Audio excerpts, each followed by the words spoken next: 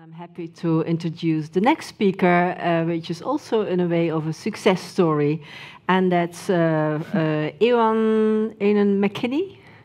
Where are you? There you are.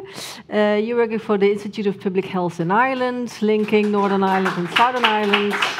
You see, I mentioned Ireland, and they start clapping already because they all know about the Public Health Alcohol Act. Great. Thanks very much for the introduction. I've been given the impossible task of telling you a 20-year story in 15 minutes. So that should be a bit of fun. But anyways, just briefly, just what we're going to look at today, just going to give you briefly a context of alcohol use in Ireland, talk a little bit about that slow march, that 20-year progress, examine some of the commercial opposition, picking up some of the themes from Florence,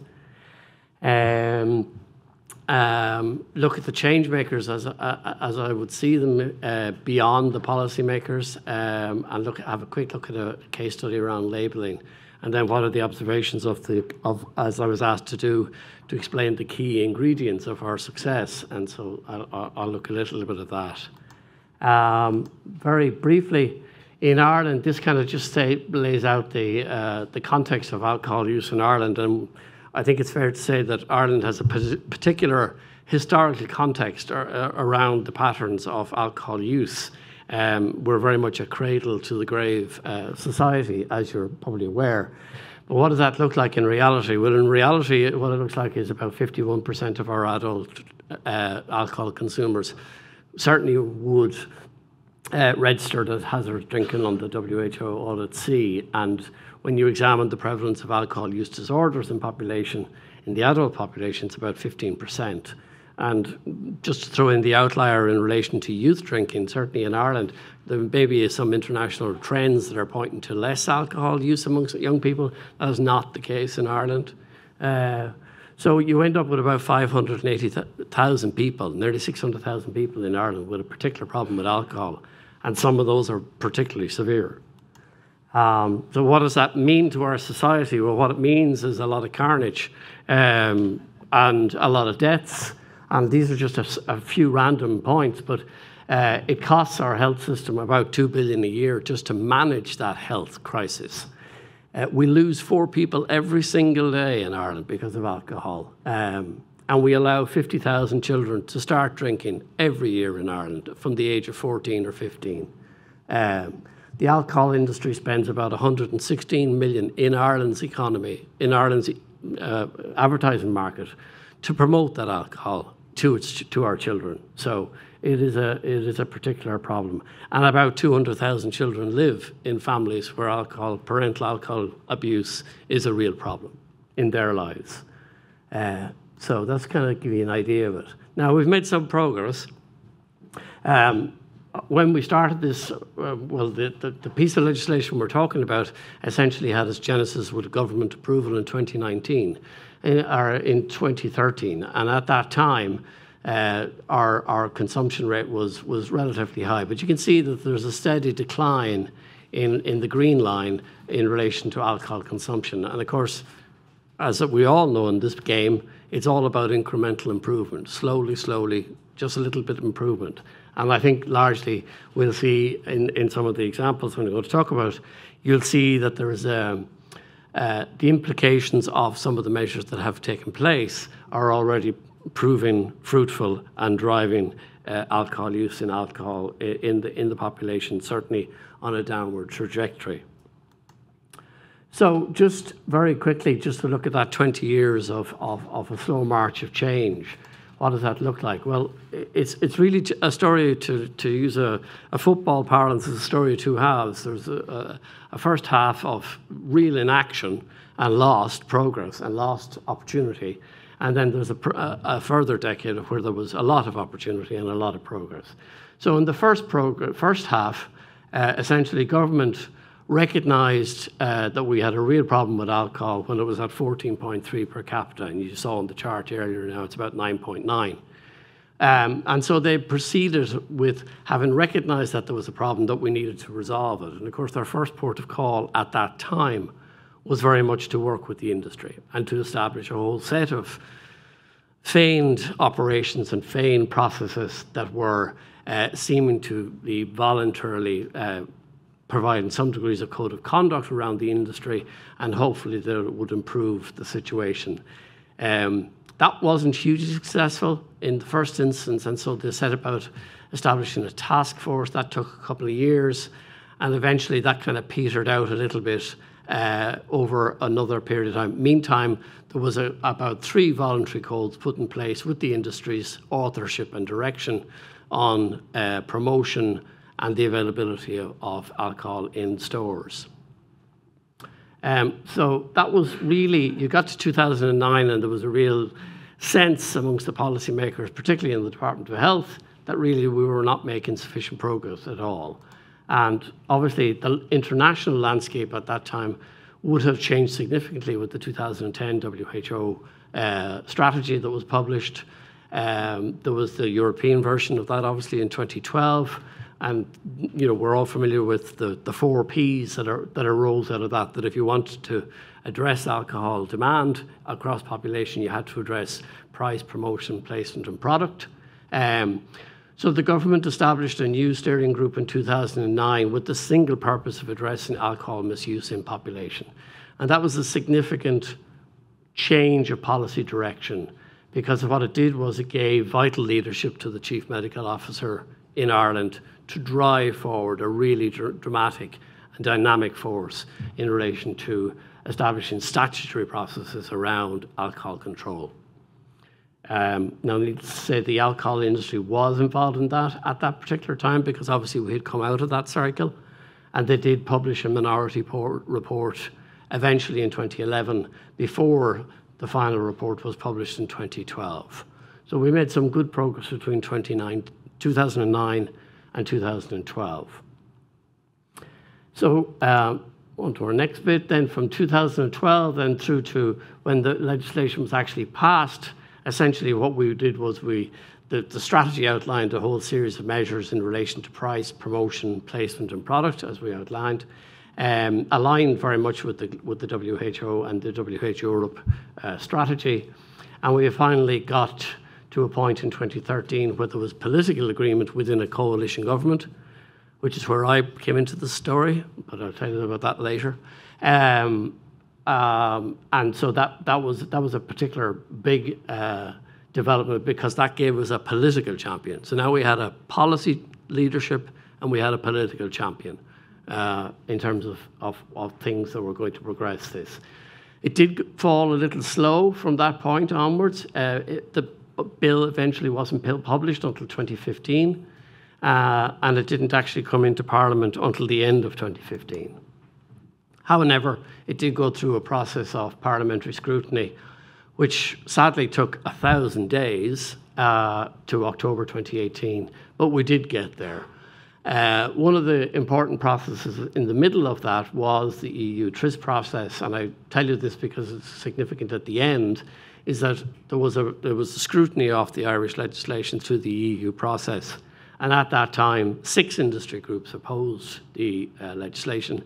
And we at the time, I say we because I was on the NGO side, at this point of the story, we were able to gather 18 submissions across Europe to support the measure.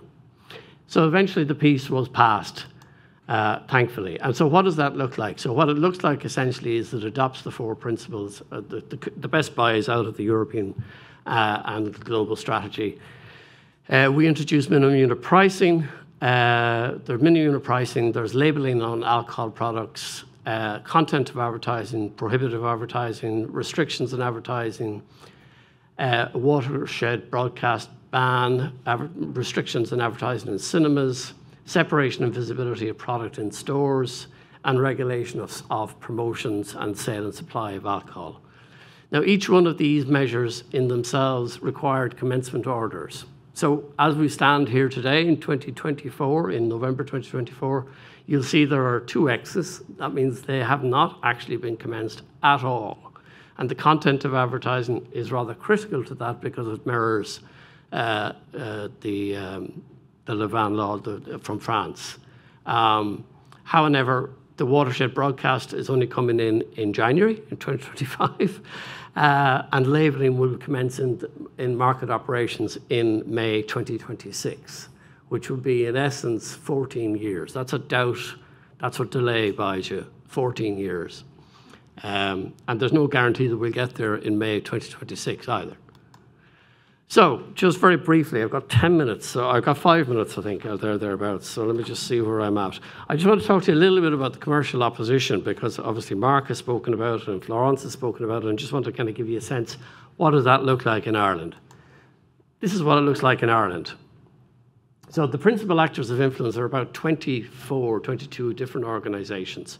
Some of these are real, some of these are not real. But all of them have skin in the game, to take the phrase of the monetary and the commercial activity. Well, on the left, all of these bodies that are here all made representations, lobbied, submitted papers, sought meetings, etc. And so on the left, you have a lot of alcohol producers, a number of which were international players, business representative bodies, allied representative bodies, and public affairs consultancies, some of which were international as well.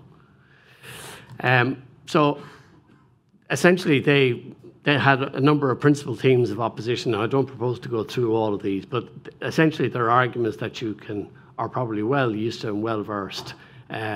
They opposed the minimum unit pricing on the basis of a previous price order, which they had actually lobbied to have removed. In terms of the marketing, alcohol marketing and advertising, they refuted the evidence that was available. In terms of the science, in terms of labelling, they directly attacked the link between fatal cancers and said it wasn't true, and did so on public television and public radio, and similarly on the mall. There's quite a number of them, so I won't go through them all. But these were the sort of typically the type of headlines that they generated at the time. The picture of the lady on the left is the woman who went on national television to tell us that we were wrong, and that science was wrong, and that ARC were wrong, and that the WHO was wrong. Anyhow, she's not saying that now. The classic playbook that Mark spoke about as well. I mean, this is the classic 7 points.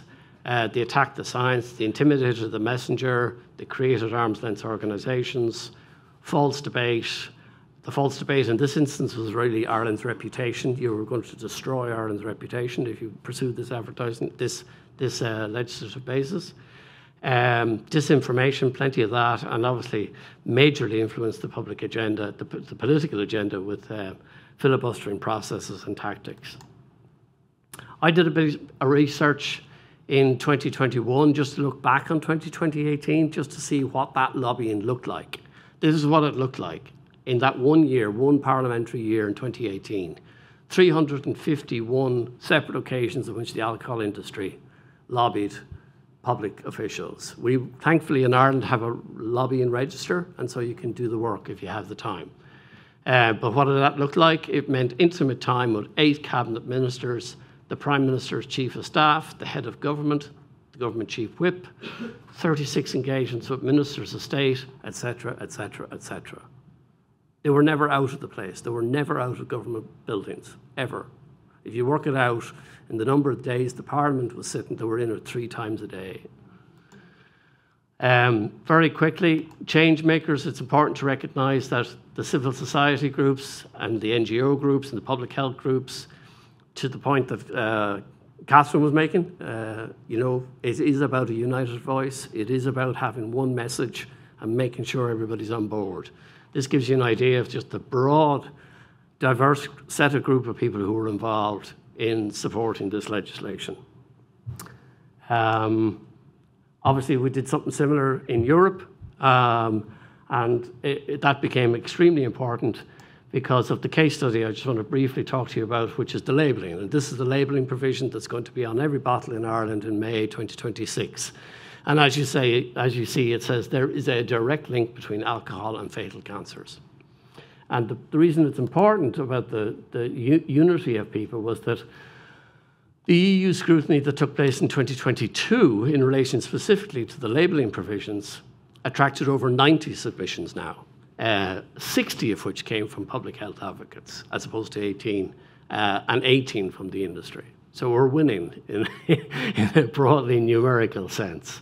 But it just to kind of, again, that process was very, very helpful, because it really demonstrated that there was not just national support in Ireland for it, but also European support, and also, crucially, international support. So I have a couple of minutes and I'll be done. So these were just some of the headlines that were generated at the time by the industry of that process.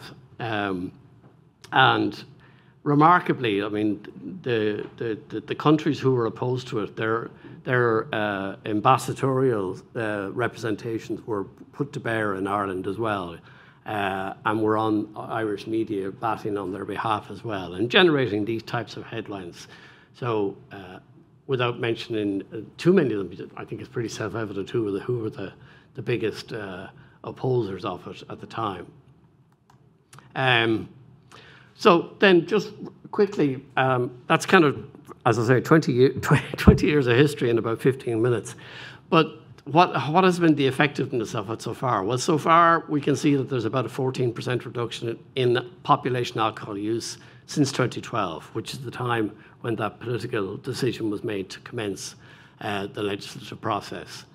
We have about a 7% reduction in those who have drunk alcohol in the last 12 months versus those that drank alcohol in 2018. Our obviously headline consumption is dropped to 9.9, where it was at 11.6. We're seeing some progress in relation to children slightly delaying their initiation with alcohol, which is great. And you know, there is. I think there was one study done by Sterling. Jared might know more about it, in relation to just public awareness around alcohol advertisement in cinema, which showed a reduction of awareness. A couple of challenges that are coming out of it. One is there is an issue about the effective rate for minimum unit pricing, because it's impacted by inflation, and we need to consider that. But most critically of all, we need to be aware of the heightened use of zero alcohol substitutes, which is completely skewing the pitch in relation to how alcohol has been promoted. And then just finally, just what were the key ingredients? Well, the key ingredients are the policymaker leadership, absolutely important. The political champion married with that is absolutely critical. You've got to, if you're in this battle, you've got to anticipate what the commercial interests are, and you've got to be prepared to fight them and combat them. And that's down to advocacy. It's about really sophisticated advocacy. You've got to build those alliances that we outlined, and you've got to make sure that you try to capture the lived experience as well in that, because that's really important as an advocacy tool. And most importantly, then just have enough energy and courage to sustain and persist and have some resilience. So thanks very much.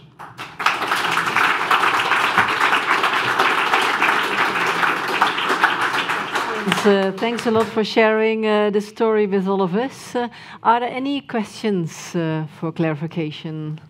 Yes, please. If you can state your name again, please. Thank you very much. Again, Beatrice Lobby-Secretan from IARC. Thank you very much for sharing this experience, and congratulations on what Ireland has done. Two comments. The first one is, why is the label, if I'm not mistaken, alcohol increases the risk of fatal cancers? I've never really heard that we differentiate cancers between fatal and non-fatal. And in fact, the two cancers that are most common, which are breast cancer and colon cancer, they're the least fatal in a sense. So, I mean, I'm sure the label has already been decided on, but would it not be better to say increase the risk of most common cancers? In the first instance, you have to go back to the beginning. So the actual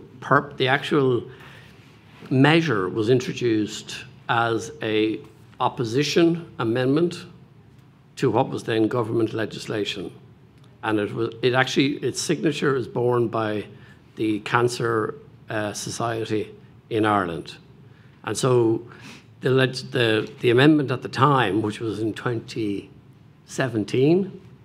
said that there was just the phrase that they wanted was that there was a direct link between alcohol and fatal cancers, and that has stayed ever since. It's as simple as that. It's no more profound, no more research. That's just the way it was. So hope that answers your question. And the second is not a question, but it's actually a favor. If I would be most interested in having all the references from the results that you have proposed. No problem. If we can meet afterwards. Thank you. Okay, and then Florence, you had a question as well, here on the front. Hi. Well, it's a comment and a very short question. The comment is, wow. I've been teaching lobbying in a business school for the past, 18 years, and your presentation is absolutely the epitome of what I'm trying to teach my students with the theory of change, the kingdom model, everything. It's just perfect. One of the things I keep saying is lobbying for public health is not a sprint, it's a marathon, which is what you've basically said. But just you had 2 seconds to just say what makes it. It takes so much. You need to understand the policies, you understand the political environment. It's not only about evidence, but you need the evidence as well. What would be, wow. It's my comment, but what would be your advice to those maybe younger than us who are starting in that long marathon, apart from resilience? Gosh, without being overly moralistic about it, I think you have to be on the right side of the angels with this. You know, you have to have it in your heart. You have to have it. You have to want to. Now, obviously, there's a lot of folks in this room, I'm sure, a lot of us have personal experience or family experience with alcohol, and I'm no different in that respect. But I think that's that is a factor. But to go back to the ingredients, I think without a real leadership in policy and a political champion, you have to have the two. You don't have those two, you're never going to get off the starting blocks. But once you get off the starting blocks, then resilience is really embedded in a couple of key, maybe a half a dozen people. And if you can get that going, then it's hard to stop. Thanks. I had a question about the public. How did the public in Ireland respond to this and to the act? I mean, was the public, let's say, on board, or did it need a lot of convincing, or was the public useful to take on board, or how did that work out? So initially, the public were extremely sceptical.